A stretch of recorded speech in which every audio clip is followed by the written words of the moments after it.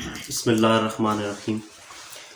تمام معزز اطباء کرام کی خدمت میں نہایت ادب کے ساتھ السلام علیکم ورحمۃ اللہ۔ وعلیکم السلام ورحمۃ اللہ وبرکاتہ۔ آج کسی مساتی مصروفیت کی وجہ سے استاذی المکرم جناب حکیم رانا محمد سرور صاحب کو آؤٹ اسٹیشن جانا پڑا، اور جس کی وجہ سے تھوڑا سا آپ جو ہیں وہ آج کے استاد جی کے لیکچر سے جو ہے وہ محروم ہوئے۔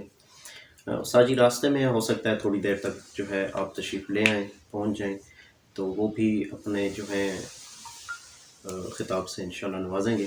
تو ابھی جیسا کہ دوست نے ڈیوٹی لگائی، ہمارے حقیقت قانون مفرد اعضاء عالمی تنظیم کے جو صدر ہیں میرے برادر اکرم اکبر حکیم محمد اسلم صاحب، تو آپ کے حکم کے مطابق آج شوگر کے متعلق ہی آپ کے سامنے چند گزارشات رکھوں گا۔ شوگر کا مرض جو ہے وہ ابھی چند سالوں سے نہیں ہے، قدیم اطباء کی اور قدیم یونانی اطباء کی کتب میں بھی، ان کی تصانیف میں بھی اس مرض کے بارے میں ملتا ہے۔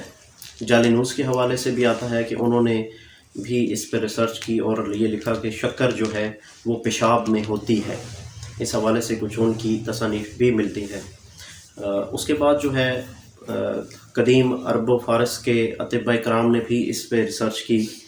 1000 سال پہلے ابو علیہ سینا کی تصانیف میں تو پھر بہت زیادہ ہمیں اس بیماری کے حوالے سے ملا، اور حکیم خرجی کے حوالے سے آپ نے بھی اپنی تصانیف میں اس مرض کے حوالے سے جو ہے وہ بتایا ہمیں۔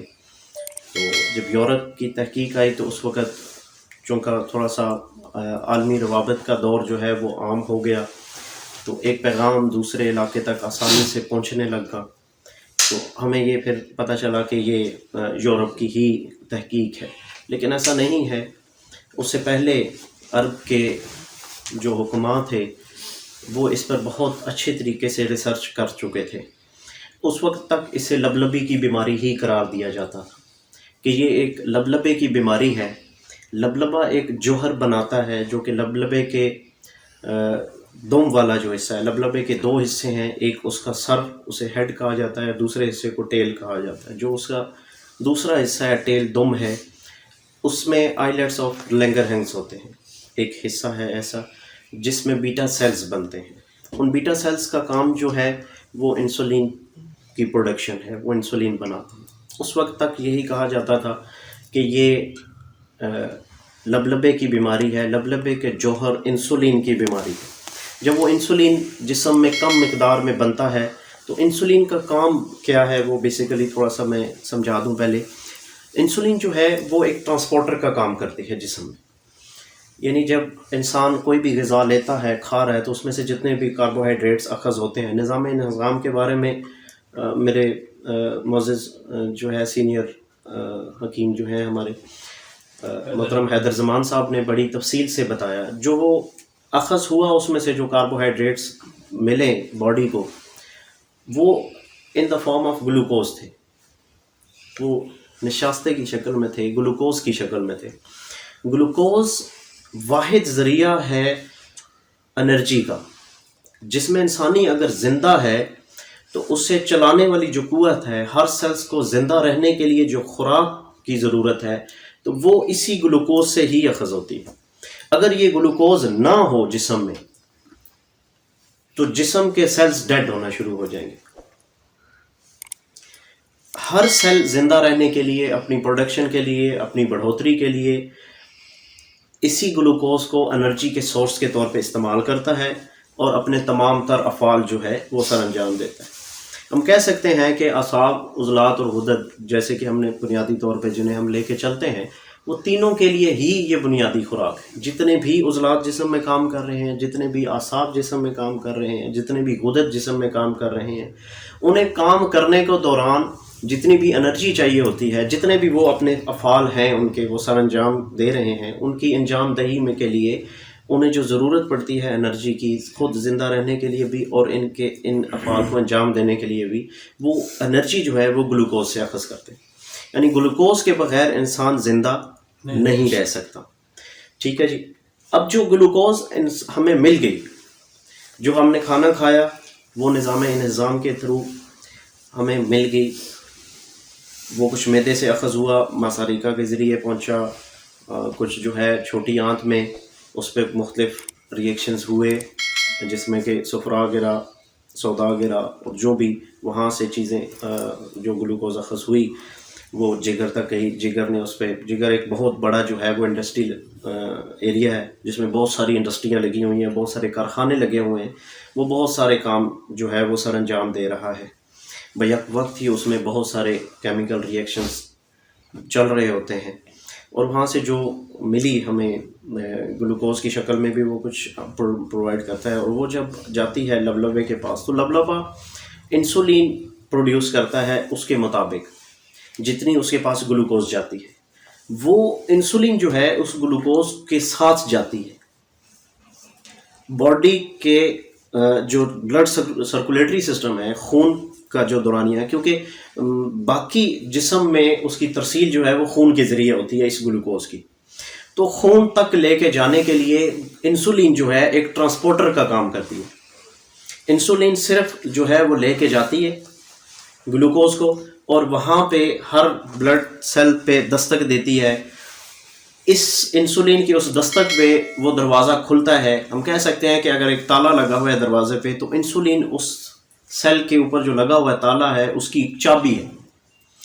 انسولین جائے گی، وہ تالا کھلے گا تو گلوکوز اندر داخل ہوگی، وہ بلڈ کا حصہ بنے گی، اور بلڈ سٹریم میں وہ ٹریول کرتے ہوئے جسم کے ہر سیل تک پہنچتی ہے۔ اب تھوڑا سا سمجھ آ گئی کہ انسولین کا بنیادی کام جو ہے وہ لے کے جانا ہے، اور وہاں دستک دے کے وہ دروازہ کھلوانا ہے، اور گلوکوز کو وہاں جذب کروانا ہے۔ پہلے تمام تر ریسرچ جو ہے وہ اسی کو مد نظر رکھ کے کی گئی، اور آج بھی المیہ ہمارا یہ ہے کہ ہم اسی پہ ہی سارا زور دے رہے ہیں، کیونکہ اب جو ہے پچھلے 5-7 سال یا کچھ 8-10 سال سے جو ہے اس کا کچھ رخ چینج ہوا، جو کرائٹیریا جو ہے اس مرض کو سمجھنے کے لیے اور اس کو ٹریٹ کرنے کے لیے جو ہے کچھ چینج ہوا۔ تو اب یہ جو چینج ہوا کرائٹیریا، تو اس کے بعد جو ہے اس میں کافی ساری کامیابیاں ہیں۔ پہلے ہم نے دیکھا کہ ہمارے پاس جتنی بھی فرنگی طب تھی، جو ہمارا انگریزی طریقہ علاج ہے یا ہومیو طریقہ علاج ہے، اس میں ہمیں یہی کہا گیا، یہی بتایا پڑھایا جاتا ہے کہ شوگر جو ہے وہ 2 قسم کی ہے بنیادی طور پہ، ایک ٹائپ 1 ہے، ایک ٹائپ 2 ہے، اور بھی قسمیں ہیں۔ گیسٹیشنل ڈائبٹیز ہوتی ہے جو دوران حمل جو ہے وہ خواتین کو ہو جاتی ہے، وہ عارضی شوگر ہوتی ہے، وضع حمل کے بعد جو ہے وہ خود بخود ختم ہو جاتی ہے، بہت سارے کیسز میں خود بخود ختم ہو جاتی ہے، اور کچھ کیسز میں یہ ایسے ہوتا ہے کہ میڈیسن اگر کچھ عرصے کے لیے کھلائی جائیں تو وہ مستقل اس سے جان چھوٹ جاتی ہے۔ باقی جو ہے کچھ ادویات کی وجہ سے بھی شوگر ہو جاتی ہے، ایکسیسو میڈیکیشن جو ہے بہت زیادہ اگر ہائی اینٹی بائیوٹکس وغیرہ کھلائی جائیں تو ان کی اس صورت میں بھی جو ہے لبلبا متاثر ہو جاتا ہے، تو انسولین کی پروڈکشن نہیں ہو پاتی یا کم ہو جاتی ہے، تو یہ مرض جو ہے لاحق ہو جاتا ہے۔ ایکسیڈنٹ کیسز میں بھی اگر دماغ کے بطن چارن میں اگر کوئی چوٹ وغیرہ آ جائے یا دماغ میں کوئی ایبسس وغیرہ بن جائے تو بھی یہ مرض جو ہے وہ لاحق ہو جاتا ہے۔ لیکن بنیادی طور پہ ہم نے جو اسٹڈی میں ہمیں ملتا ہے وہ یہی ہے کہ اس کی 2 بڑی اقسام ہیں، ایک ٹائپ 1 اور ایک ٹائپ 2۔ ٹائپ 2 ڈائبٹیز جو ہے وہ کہا یہ جاتا ہے کہ اس پورے ڈائبٹیز کے مرض کو 95% جو ہے وہ کور کرتی ہے، یعنی 100 میں سے 95 مریض جو ہیں وہ ٹائپ 2 کے ہوں گے، جن میں لبلبا کچھ انسولین بناتا ہے اور کچھ جو ہے وہ باہر سے انسولین دے کے یا میڈیسنز کے ذریعے اس انسولین کا کام لیا جاتا ہے جو وہ کم مقدار میں ہوتی، یعنی پارشلی کام کر رہا ہے، کچھ کام جو ہے وہ لبلبا کر رہا ہے، اور کچھ جو ہے وہ باہر سے ہم ادویات کے ذریعے اس کا کام جو ہے وہ ادویات سے لیتے ہیں۔ دوسری قسم جو ہے وہ ٹائپ 1 ہے۔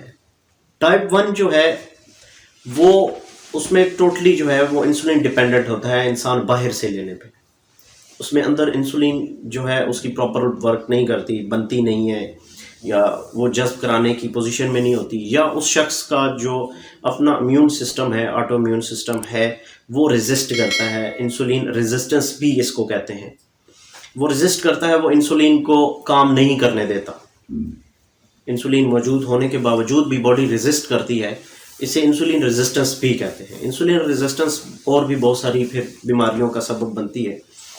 تو موٹی بات یہ ہے کہ یہ دو قسم کی اقسام ہمیں بتائی گئی کہ ایک قسم وہ ہے کہ جس میں کچھ حد تک لبلبا کام کر رہا ہے، اور دوسری قسم کے جس میں بالکل لبلبا کام نہیں کر رہا۔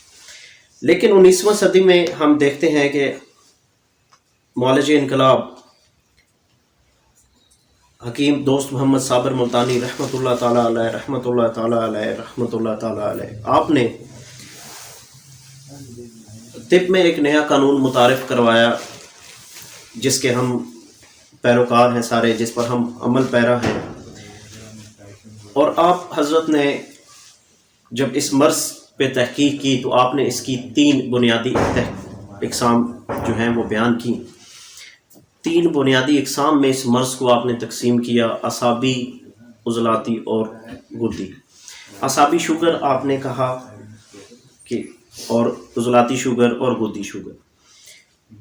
پھر اس کی 3 ہر ایک کی 2 اقسام ہیں، جیسے ہم سب اس چیز سے آگاہ ہیں کہ ہماری 6 تحریکیں جو ہیں 6 مزاجوں کو بیسیکلی جو ہے وہ ریپرزینٹ کرتی ہیں۔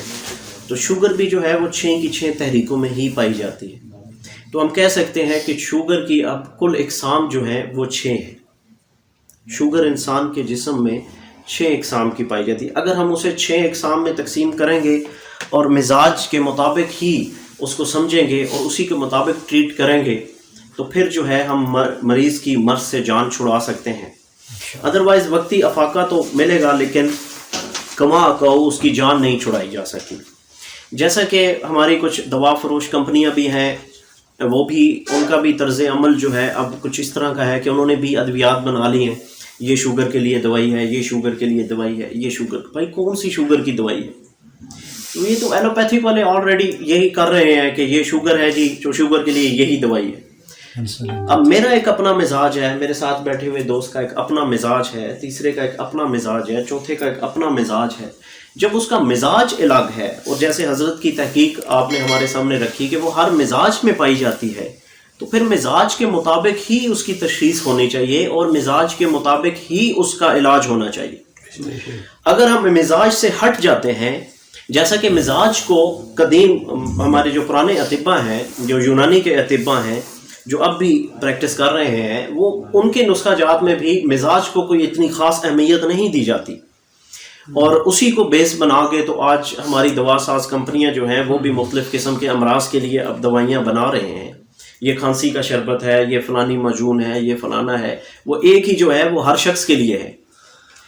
اب کھانسی کا ایک ہی شربت بنا رہے ہیں تو وہ ہر طرح کے لیے، مطلب ہر مریض کے لیے ایک ہی دوائی دے دی۔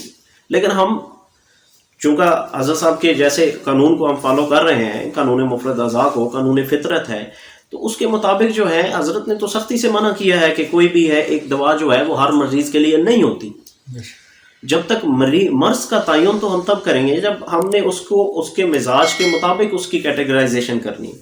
جب اس کا مزاج کلیئر ہو گیا، تشخیص ہماری مزاج کے مطابق ہو گئی، تو پھر مزاج کے مطابق ہم نے اس کا علاج کرنا۔ تو یہاں ہم پہنچے ہیں اب کہ ہمارے پاس شوگر کی 6 اقسام آ گئی، جو کہ ہماری 6 بنیادی تحریکیں ہیں۔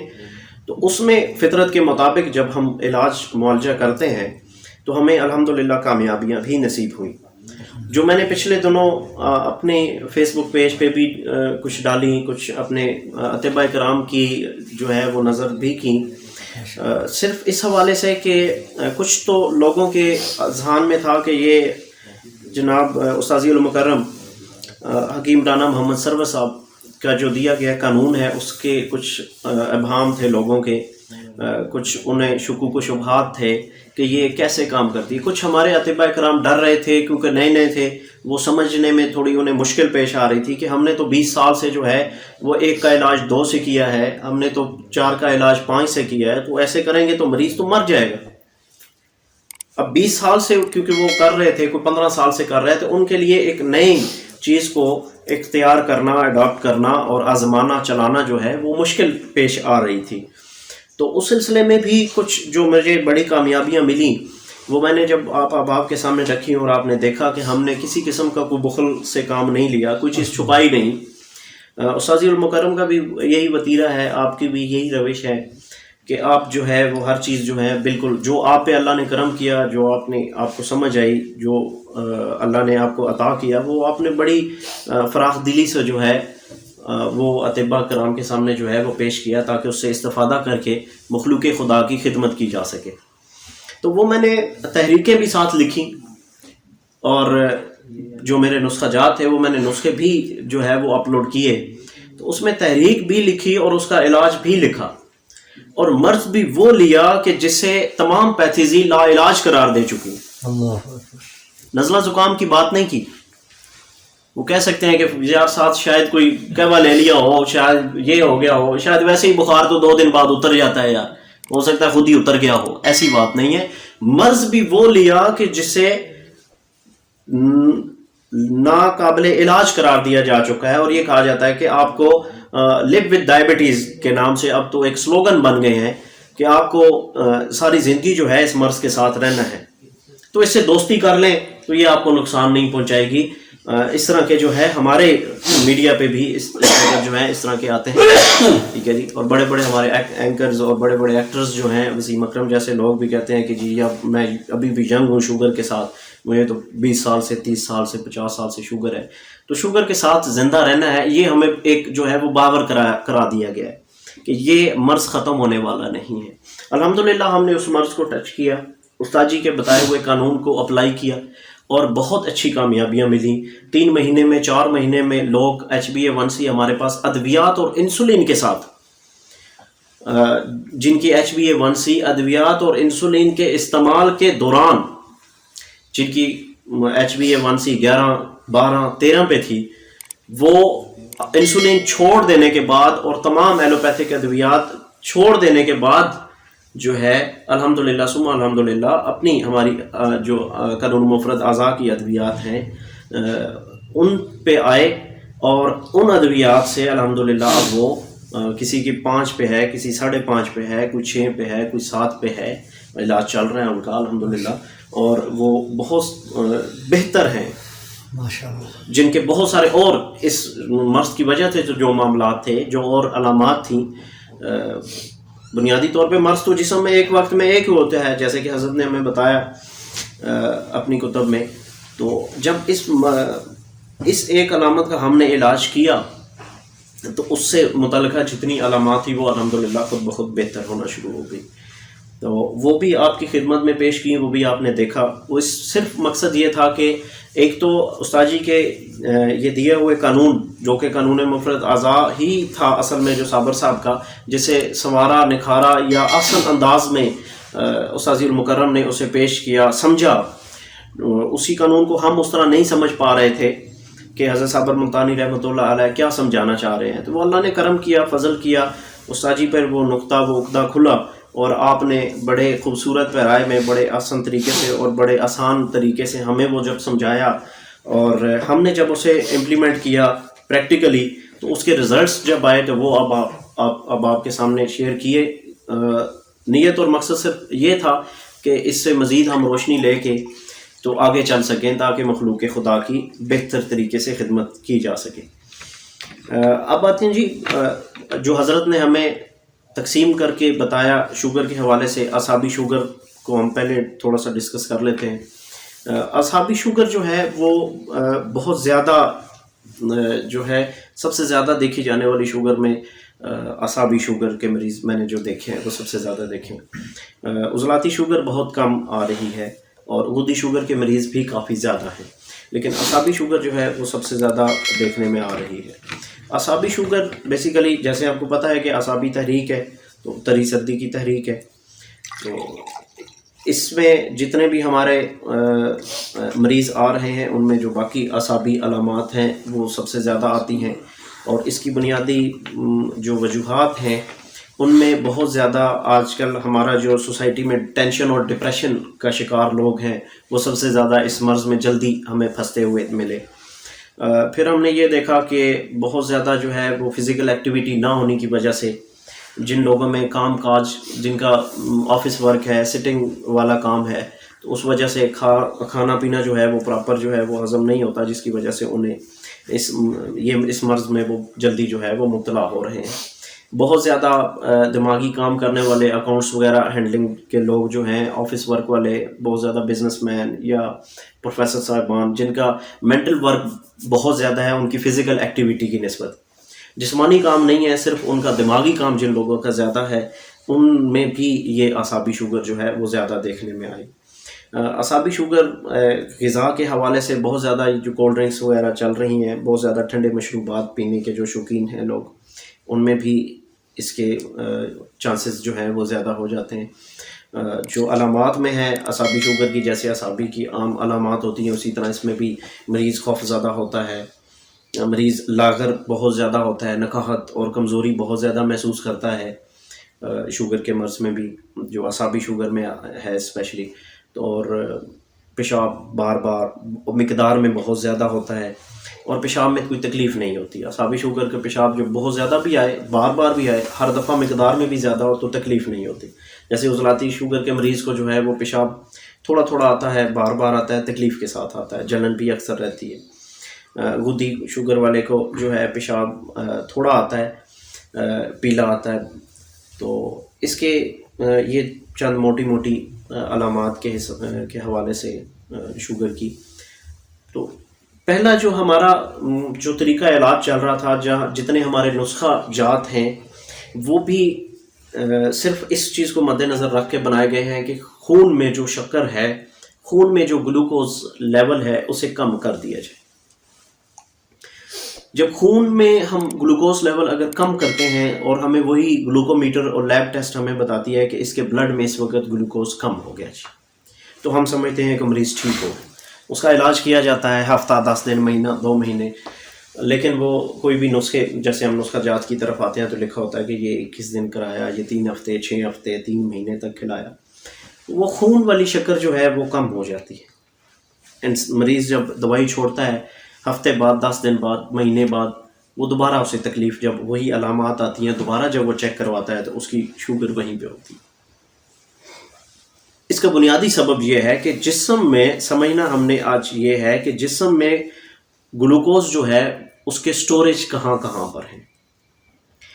شوگر جو ہے، جس کو ہم گلوکوز لفظ میں بیسیکلی اس وجہ سے کہہ رہا ہوں کہ شوگر جو ہے وہ تو ایک، ہم اس کو مرض کہتے ہیں.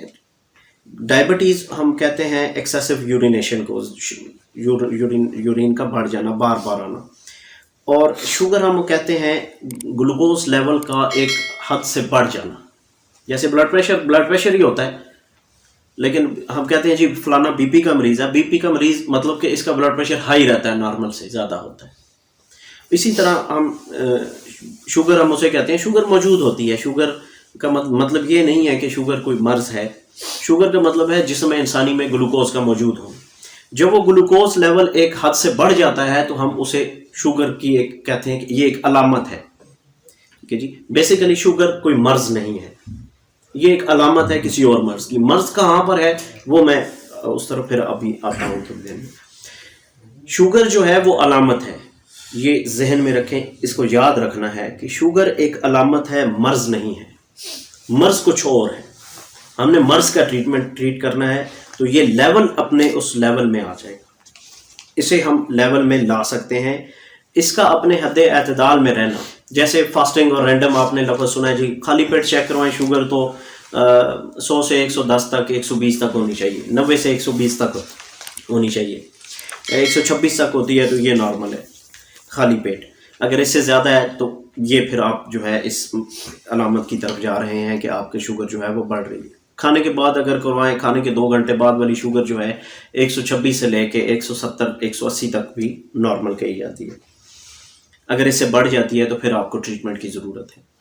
ٹھیک ہے جی. یہ لیول ہمیں دیے جاتے ہیں. مطلب یہ ہے کہ یہ ایک فگر ہے، جو ٹھیک رہے تو آپ ٹھیک ہیں.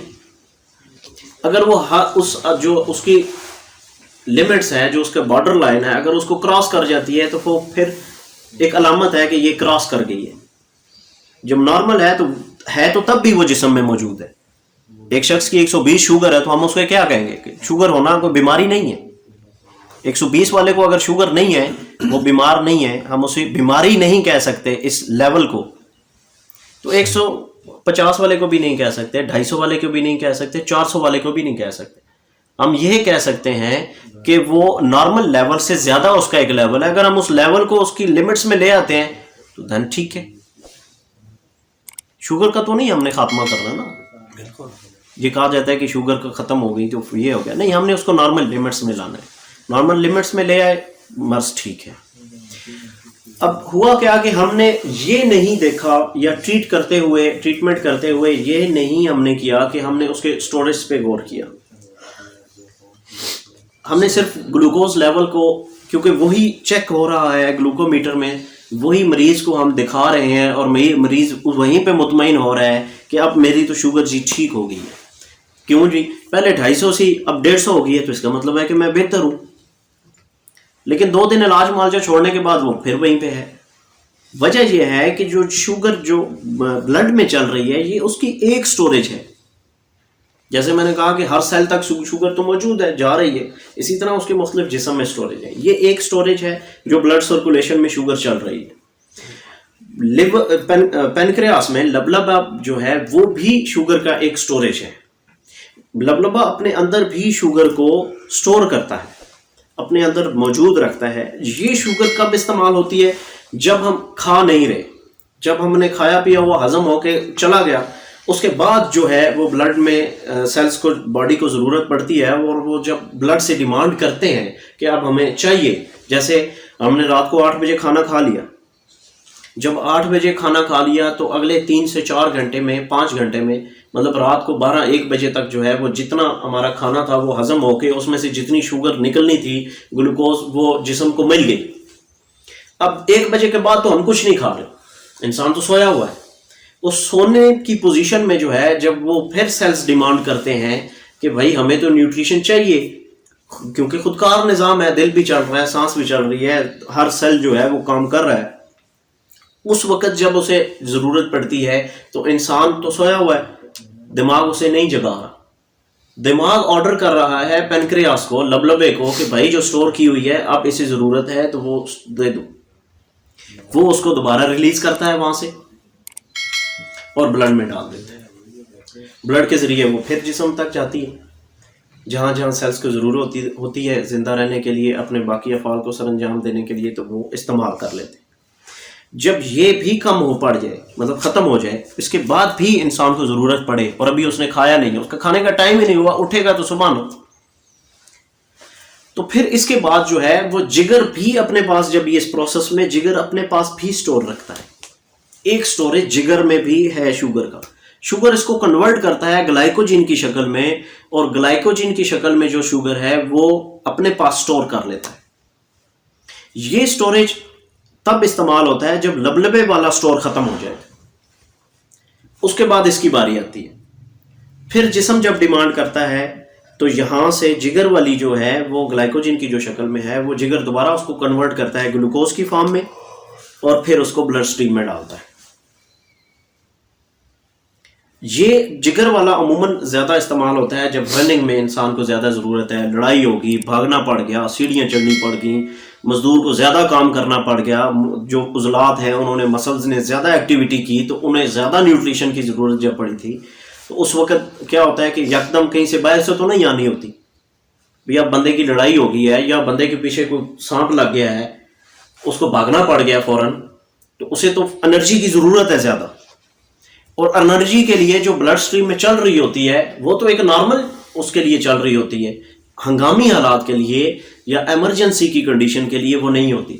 ان case of any type of emergency, اس طرح کی جب سچویشن کوئی آتی ہے, انسان کو کہیں لڑنا پڑ گیا ہے, انسان کو بھاگنا پڑ گیا ہے, انسان کو کوئی بہت زیادہ زور لگانا پڑ گیا ہے, دھکا لگانا پڑ گیا ہے, کوئی فزیکل ایکٹیویٹی زور والی کرنی پڑ گئی ہے, رننگ کرنی پڑ رہی ہے, یا ایتھلیٹس ہیں وہ رننگ کرتے ہیں تو ورزش انسان کر رہا ہے, تو اس صورت میں جو ایک نارمل حالات نہیں ہے, ایمرجنسی کی کنڈیشن میں جو انسان کو ایکسٹرا نیوٹریشن کی, ایکسٹرا اس کو پاور کی, انرجی کی ضرورت پڑتی ہے, تو اس کو پورا کرنے کے لیے یہ جگر والی جو شوگر ہے جو گلائکوجن کی شکل میں ہوتی ہے, یہ دوبارہ کنورٹ ہوتی ہے ان دا شیپ آف گلوکوز اور بلڈ سٹریم میں آتی ہے جو جسم تک پہنچتی ہے.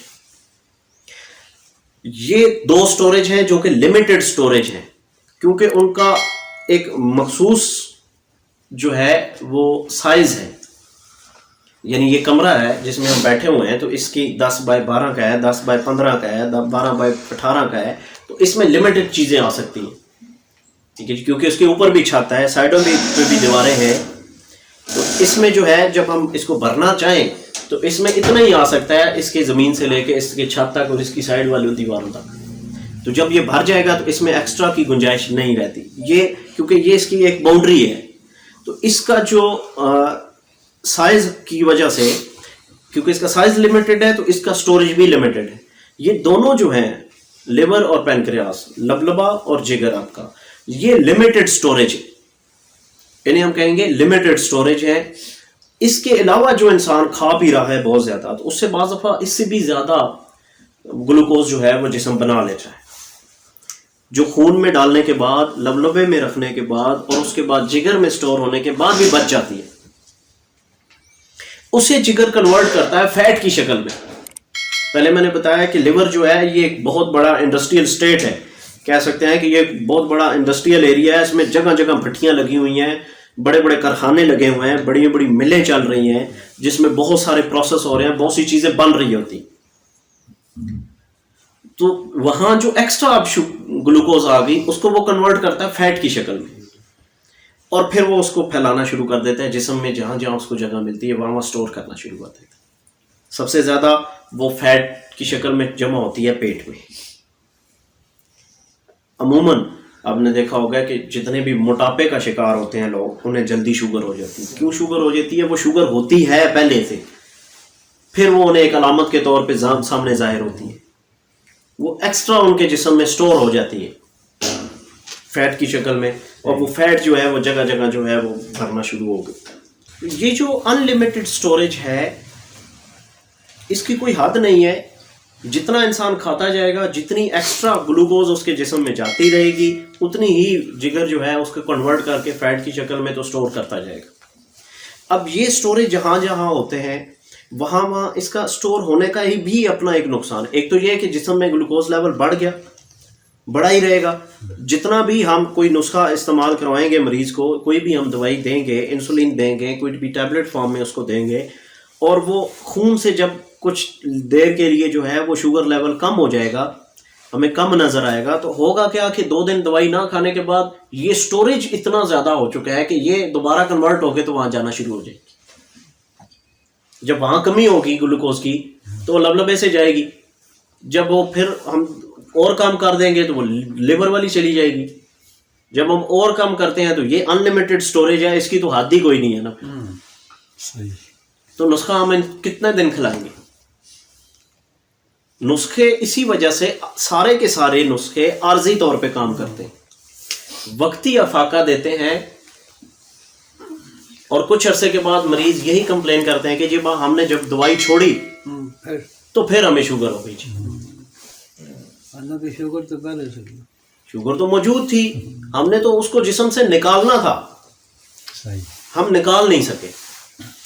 اب ایک تو بیسک علاج معالجے میں جو سمجھنے کی بات ہے وہ یہ ہے کہ جب تک ہم ان سٹوریج پہ کام نہیں کریں گے، جو ایکسٹرا گلوکوز ہے جو جمع ہو گئی ہے جسم میں، جب ہم اس کو نہیں نکالیں گے تو کما کہو اس مریض کی جان اس مرض سے نہیں چھوٹ سکتی.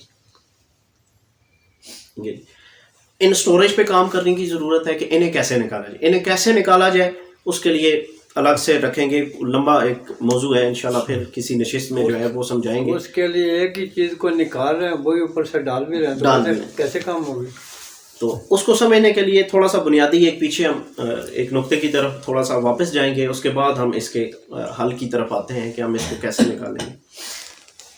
یہاں تک ہم نے یہ دیکھا کہ جو پہلا ایک نظریہ تھا کہ یہ انسولین کی کمی کی وجہ سے ہے مرض لاحق ہوتا ہے. انسولین بڑھاتے رہے تو یہ مرض نہیں ہوگا. لیکن اب اس فنومنے میں ہم نے یہ دیکھ لیا کہ انسولین کا کام تو صرف ایک ٹرانسپورٹر کا ہے.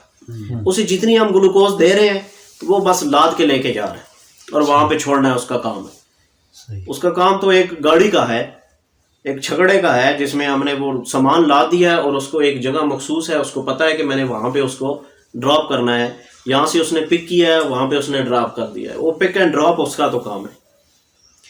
تو وہ زیادہ گاڑیاں لگا دیں گے تو وہ زیادہ سامان چلا جائے گا. ٹھیک ہے جی. تو پہلے ہی زیادتی نے کام خراب کیا ہے، اور اوپر سے ہم اور مزید جو ہے وہ پہلے ایک گاڑی اگر کام ٹھیک طریقے سے کر رہی ہے اور ہم 4 گاڑیوں کا سامان جو ہے بھجوا دیتے ہیں، اور آگے سامان رکھنے کی ہمارے پاس جگہ ایک گاڑی کی بھی نہیں ہے، تو وہ جو 3 گاڑیاں ایکسٹرا چلی گئیں وہ کہاں جائیں گی؟ وہ جہاں جہاں بھی وہ گند پھیلے گا یا جہاں جہاں بھی وہ سامان ہم رکھیں گے وہ خراب ہوگا. جب خراب ہوگا تو اپنی سراؤنڈنگز کو، اپنی ارد گرد کو بھی خراب کرے گا. ٹھیک ہے جی. یہ ایک موٹی موٹی سی اس کی کہانی جو ہے وہ تھوڑی سمجھ آ گئی کہ مسئلہ اب کہاں پہ ہے. مسئلہ اس انسولین کو بڑھانے سے حل نہیں ہو رہا، مسئلہ اس کو ایڈجسٹ کرنے کا ہے کہ اس کو ہم نے یوٹیلائز کہاں کروانا ہے. ہم نے بنیادی طور پہ خرابی کہاں ہوئی کہ جب ہم نے اسے صرف سمجھ لیا کہ یہ انسولین کی کمی زیادتی کا نام ہے.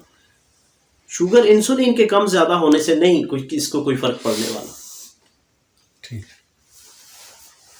مرض کا باعث بن رہی ہے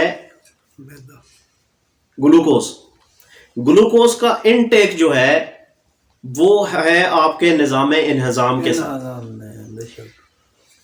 تو جب سامان ہی اتنا جائے کہ ایک گاڑی آرام سے لے کے چلی جائے، اتار کے پھر واپس آئے، اتنی دیر میں اس کے لیے ایک گاڑی کا ہی پیچھے سامان ہو، تو وہ آرام سے پھر اسے لوڈ کرے اپنے ٹائم پہ، پھر لے کے جائے، اتارے اور اگلے اسے آسانی سے سنبھال لیں، سمیٹ لیں، اپنے گھر میں سجا لیں، رکھ لیں، پھر وہ واپس جائے اور پھر ایک گاڑی کا ہی سامان لے کے. تو یہ تو طریقہ کار ایک ٹھیک ہے. تو اب ہم نے کرنا کیا ہے کہ وہ جو ایکسٹرا سامان ہے اس کو روکنا ہے. ٹھیک ہے جی. تو یہاں پہ ہمیں موٹی سی بات جو سمجھ آ رہی ہے وہ یہ آئی کہ یہ جو علامت ہے یہ مرض نہیں، ایک علامت ہے. اور علامت کس مرض کی ہے؟ پیچھے مرض کہاں پہ ہے؟ مرض اس کے نظام انہضام میں ہے. یہ ایک ڈائٹری ڈیزیز ہے، یہ ہاضمے کی خرابی کا مرض ہے. ہم اسے as a dietary disease treat کریں گے. ہم اس کو میٹابولک سنڈروم کا نام ایک دیتے ہیں کہ جس میں سارے یہ ہاضمے کی خرابیاں جب ہوتی ہیں تو وہ کمبائن کر کے ہم اسے کہتے ہیں کہ یہ ایک میٹابولک سنڈروم بن گیا جی. ٹھیک ہے جی. یہ ایک ڈائٹری ڈیزیز ہے جس کا ٹوٹلی تعلق ہمیں سمجھ میں یہاں سے یہ نکل کے آیا ہے کہ یہ ڈائٹ کی ڈیزیز ہے. اس کا تعلق آپ کی ڈائٹ کے ساتھ ہے، آپ کیا لے رہے ہیں اور کتنا لے رہے ہیں. ٹھیک ہے. جب ہم اس کو اس تناظر میں دیکھیں گے، ہم نے اس کو یہاں سے جب ٹریٹ کرنا شروع کیا تو الحمدللہ اللہ نے کامیابیاں دی. اور اصول علاج بھی اسی کو اگر بنایا جائے کہ ہم نے اس کے ہاضمے کے پہ کام کرنا ہے، ہم نے انٹیک ہی اتنی دینی ہے کہ جتنی جسم کو ضرورت ہے، تو بہت آسانی سے جو ہے اس کا علاج کیا جا سکتا ہے. اب ہم ریورس آتے ہوئے پہنچ گئے جی نظام انہضام پہ. ٹھیک ہے جی. وہ محترم حیدر زمان صاحب نے بڑی تفصیل کے ساتھ نظام انہضام پہ روشنی ڈالی ہے.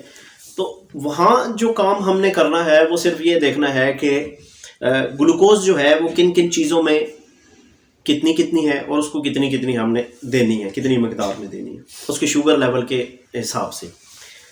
جیسے ہم نے قانون مفرد اعضاء کو پڑھا تو حکیم دوست محمد صابر ملتانی رحمۃ اللہ تعالیٰ علیہ آپ علاج معالجے میں ایک بات لکھتے ہیں کہ بخار اور نزلہ زکام میں بھی اناج بند کر دینا چاہیے. یہ حضرت کی عبارت جو ہے وہ آپ کی کتب میں جو ہے وہ موجود ہے. سوچنے کی بات یہ ہے کہ اتنی چھوٹی اگر مرضوں میں بھی حضرت صاحب اناج بند کر رہے ہیں تو بڑے مرض کا علاج کرتے ہوئے تو علاج معالجے میں کے دوران تو 100% جو ہے بدرجہ اولا بند کرنی پڑے گا اناج کو. بالکل رائٹ. ٹھیک ہے جی. اگر چھوٹی مرضوں کا علاج جو ہے بغیر اناج کی بند کیے ہوئے ممکن نہیں ہے تو بڑی مرض کو ہم کیسے ٹریٹ کر سکتے ہیں. تو اناج جو ہے وہ بند کرنا بہت ضروری ہے. اناج کو ہم نے کب کتنے عرصے کے لیے بند کرنا ہے، اناج کون سا دینا ہے، اس کے لیے ہمارے پاس الحمدللہ ثم الحمدللہ وہ بہت ہی خوبصورت ایک جو ہے وہ قانون حضرت دوست محمد صابر ملتانی رحمۃ اللہ علیہ ہمیں ایک دے گئے ہیں جو کہ ایک سائنٹیفک قانون ہے، فطرت کے عین مطابق ہے، اور جسے بڑے خوبصورت اور احسن طریقے سے جو ہے ہمارے سامنے کھول کے رکھا جناب استاذی المکرم رانا محمد سرور صاحب نے. استاد جی نے بہت آسان کر دیا اس کو ہمیں جو سمجھا دیا حضرت صاحب کے جو قانون تھا اس کو آسان طریقے سے نکھار کے ہمارے سامنے رکھ دیا، جس پہ چل کے ہم نے بہت ساری کامیابیاں الحمدللہ ہم تو سمیٹ چکے ہیں. الحمدللہ. جنہیں کوئی شکوک و شبہات ہوں گے اللہ کرے ان کے بھی جلد از جلد دور ہو جائیں، وہ بھی جب اسے پریکٹیکلی آزمائیں گے تو بہت جو ہے اس کے فائدے دیکھیں گے. تو آپ نے جب جو قانون ہمیں دے دیا اس میں ہمیں بہت وضاحت کے ساتھ جو ہے وہ مل گیا کہ یہ جو ہے اناج ہے. اور جب ہم علاج معالجے پہ جاتے ہیں تو مرض کی جب ہم نے تشخیص مزاج کے مطابق کر لی، جب ہمیں مزاج پتہ چل گیا تو وہ مزاج کے مطابق ہی غذا دیں گے. ہمارے لیے تو انتہائی آسان ہو گیا. اب دنیا اس کو ڈائٹری ڈیزیز کے طور پہ لے رہی ہے اور اس کا ٹریٹ کر رہی ہے کیلوریز کے حساب سے. کیٹو ڈائٹ کے نام سے چارٹ آ رہے ہیں، کیٹو ڈائٹ کے نام سے اب جو ہے وہ باقاعدہ ایک پورا وے آف ٹریٹمنٹ ہے کہ آپ نے انسان کو وزن کے مطابق کھلانا ہے. مطلب ایک شخص کا وزن جو ہے وہ 80 کلو ہے، مثال دے رہا ہوں، تو اسے آپ نے دن میں صبح کا ناشتہ جو ہے وہ اتنے کیلوریز اس میں ہونی چاہیے، اس میں 200-250 کیلوریز ہونی چاہیے. 200-250 کیلوریز کے لیے آپ اسے جو ہے وہ ایک جو ہے وہ بریڈ کا پیس دے سکتے ہیں، ایک سیب دے سکتے ہیں، ساتھ آپ اس کو جو نا ایک کھیرا دے سکتے ہیں، آپ اس کو ساتھ ہری پتے والی یہ سبزیاں دے سکتے ہیں. وہ ایک پلیٹ بنا کے وزن کے مطابق آپ 250 گرام جو ہے اس کو یہ پتے کھلا سکتے ہیں. اس طرح کے بہت سارے اب طریقہ علاج جو ہے وہ شروع ہو چکے ہیں آل اوور دا ورلڈ. پوری دنیا جو ہے اب اس کو فالو کر رہی ہے، اس طرف آ رہی ہے، ایز اے ڈائٹری ڈیزیز اس کو ٹریٹ کر رہے ہیں. لیکن وہ وہاں تک نہیں پہنچ سکے جہاں تک حضرت صاحب پہنچے ہو، جہاں حضرت صاحب ملتانی رحمۃ اللہ علیہ پہنچے کہ جو مزاج کے مطابق دے دی کہ یہ ایک چیز جو ہے یہ غذا جو ہے اب تک یہ کھاتا رہا اور اس کی جب زیادتی ہو گئی اس کے جسم میں تو یہ مرض کی شکل میں اس نے اختیار کر. اب اس چیز کو روک دیں، اس چیز کو روک دیں جس کی زیادتی ہو گئی تھی، اور جس کو مات اس زیادتی نے دے دی تھی وہ اس کو دے دیں، اس کے جسم میں اس کی کمی کو پورا کر دیں، تو الحمدللہ ثم الحمدللہ وہ خود بخود جو ہے مرض سے چھٹکارا ہو جائے گا اس کا. اتنا آسان اور اتنا سہل قانون دے دیا ہمیں کہ دنیا میں اس کی کئی مثال نہیں ملتی. دنیا ٹکرے مار رہی ہے اس مرض کو ٹریٹ کرنے کے لیے، لیکن وہ نہیں کسی طرف لگ رہے. کیوں نہیں لگ رہے؟ کہ پھر وہ کیلوریز کے چکر میں کہ اس کو جناب کم کر کے دے دیجیے. بھائی ایک شخص کو گندم سے تکلیف ہو گئی، بڑھ گئی، اب اس کو گندم کم مقدار میں بھی دے کے تکلیف بڑھے گی. پہلے وہ 2 روٹیاں کھاتا تھا، اب ہم نے کہا جی آپ نے آدھی روٹی کھانی ہے. اب 2 روٹیوں والا آدھی روٹی کھا رہا ہے تو اسے وقتی طور پہ تھوڑا سا وہ بہتر تو ہو گیا، ٹھیک ہے جی، لیکن وہ آدھی بھی جو جاتی رہے گی اور مسلسل وہ آدھی لیتا رہ گیا تو پھر ایک ٹائم آئے گا کہ وہ آدھی بھی اس کے لیے تکلیف دہ ہوگی، زہر بن جائے گا، کیونکہ اس کا تو ایک اپنا مزاج ہے. لیکن اللہ نے ہمارے لیے اناج دیکھیں کتنے بنائے، اور حضرت صاحب نے انہیں اسی طرح ہمیں مزاجوں کے مطابق تقسیم کر کے دے دیا. اب چاہے کسی کے لیے گندم نقصان دہ ہے تو ہم گندم نہیں دیتے اس کو، گندم والے کو ہم چاول دے سکتے ہیں. گندم ہے، گندم کے بعد ہمارے پاس چاول ہے، چاول کے بعد ہمارے پاس مکئی ہے، مکئی کے بعد جو ہے، باجرہ ہے، ٹھیک ہے جی، اللہ نے چنے ہیں. تو ہمارے پاس تو 6 مزاجوں کے مطابق 6 چیزیں ہمارے لیے تو بڑی آسان ہے اس کو اپلائی کرنا، ٹھیک ہے جی. اسی طرح سبزیاں ہیں، اب اس کو جن سبزیوں سے تکلیف ہوگی، اگر وہ اعصابی چیزیں زیادہ کھانے کا شوقین تھا، اعصابی ماحول میں رہ رہا تھا، اعصابی اس کی غذائیں تھیں اور اسے اس سے تکلیف ہو گئی، تو ہم اس کے الٹرنیٹیو ہمارے پاس تو بہت آسان سا طریقہ ہے کہ اس کو ڈائٹ بھی دے دیں، اس کو روٹی بھی دے دیں، اس کو پھل بھی دے دیں، اس کو سارا کچھ دے دیں، ٹھیک ہے جی. تو یہ چند بنیادی چیزیں جو ہیں جن پہ فوکس کرنے کی ضرورت ہے ہمارے اطباء کرام کو اس مرض کے حوالے سے، جس پہ میں نے تھوڑا سا ورک آؤٹ کیا، دیکھا، سمجھا، اس کو اپلائی کیا، اور جس میں بہت زیادہ اللہ نے آسانیاں عطا کر دی ہیں. اب ہمارے لیے راہیں ہمارے لیے بہت آسان ہو گئی ہیں. اس میں یہ ہے کہ ہم نے اس مرض کو لبلبے کا مرض نہیں کہنا. دوسرا، ہم نے اس کو مرض نہیں کہنا، ایک علامت کہنا. عرض یہ ہے، ٹھیک ہے جی. شوگر جو ہے وہ علامات ہے، ہاں جی، یہ علامت ہے مرض کسی مرض کی، ٹھیک ہو گیا جی. تو تیسری یہ عرض کرنی تھی آپ کی خدمت میں کہ ہم نے اس کو ٹریٹ کرتے ہوئے، اس کا علاج معالجہ کرتے ہوئے، اس کے ٹریٹمنٹ کو جب ہم نے کرنا ہے تو ہم نے صرف جو ہے وہ لبلبے کو سامنے نہیں رکھنا، ہم نے نظام انہضام کو سامنے رکھنا، اس کو ہاضمے کی خرابی کے طور پہ لینا ہے اور اس کا ہاضمہ ہی درست کرنا ہے، ٹھیک ہے جی۔ اور مزاج کے مطابق چوتھی بات یہ ہے کہ جتنے بھی جو ہم نے سٹوریج بتایا کہ صرف بلڈ سے نہیں یہ نکلے گی، جو اس کے سٹوریج ہیں وہ اگر پچھلے سٹوریج بھی خالی ہوں گے تو پھر جو ہے وہ مستقل جو ہے اس کو افاقہ ہوگا، ٹھیک ہے جی۔ یہ چند گزارشات آپ احباب کے سامنے رکھیں، تو انشاءاللہ امید ہے کہ دوستوں کو کچھ سمجھانے کی کوشش میں نے جیسے بھی کی، کچھ سمجھا پایا ہوں گا، جو نہیں سمجھا پایا وہ میرے ناقص علمی کی وجہ سے کوتاہی میری جو ہے وہ سمجھی جائے، اور معافی کا بھی درخواست گزار ہوں۔